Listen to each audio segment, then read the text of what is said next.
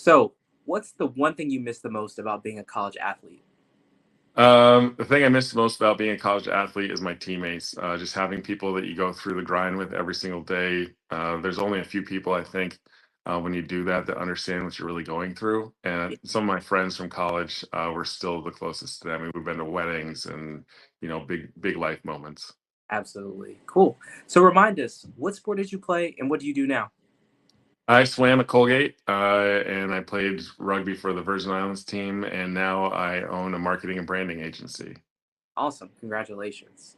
So, as we think about transferable skills, what's one skill that you learned as a college athlete that you still feel that you leverage today?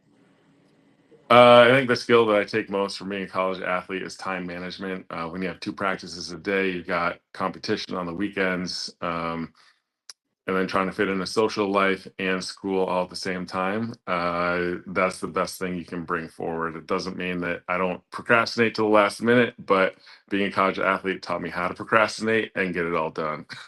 Absolutely. I can relate to that. So, last question I have for you. If you were in a room with current athletes, what's one piece of advice that you would give them, especially as they start to think about that life after sports chapter? um, I say to call if I had one piece of advice to college athletes.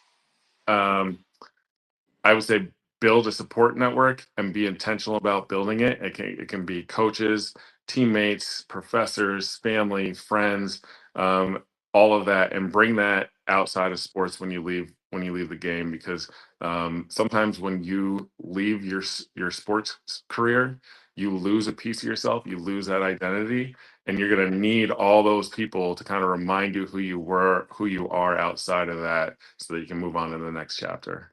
Absolutely. Joey, thank you for the piece of advice as well as spotlighting your story. I appreciate you and I appreciate the time. Yeah, thank you so much. Awesome. Thank you. Bye.